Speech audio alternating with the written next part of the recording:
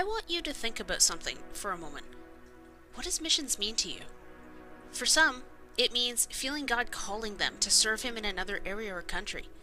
For others, it means coming alongside and supporting those whom God has called, either emotionally, prayerfully, or financially. And then there are those who don't think much of missions at all. My name is Michelle Reynolds, and I feel God called me to do long-term missions in Japan. Japan, you might ask. Why there? Most people don't think of Japan when they think of missions. It's a first world nation, so logically, why would you? But did you know that the Japanese people are the second most unreached people group in terms of the gospel? There are many reasons for this, but why tell you the bad news when I can tell you the good news? We have one life, one shot on this earth to live for Christ. And as for me, I want to make my life count. I grew up wanting to be a police officer like my dad, so much that I pursued it in college and graduated with a diploma in police foundations. Soon after, God permanently closed the door on that career, and a few years later, after a series of many events, He pointed me in the direction of Japan.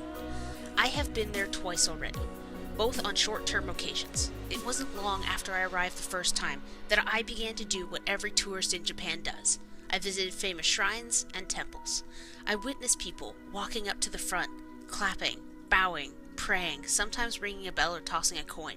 I stood there and wondered, what are these people praying for? Wealth? Luck? Love? A good life? And then it hit me. These people have no hope. They trust in statues made of gold, stone, and wood, but those idols will never come to life and help them. And there I was. I knew the good news of the gospel, and I wanted to spread it to every single one of them out of love, but how could I? I didn't even know their language.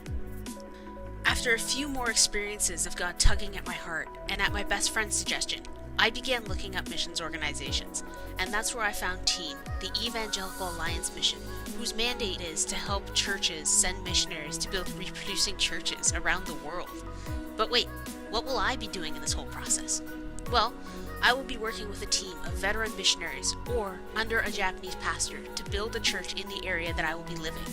While there, I will be conducting outreach that will meet the needs of the people in my specific area. My goal is to do youth-oriented outreach. However, the first portion of my mission will be dedicated to language learning. After I've cleared a certain level of language proficiency, I will be allowed to partake in outreach opportunities.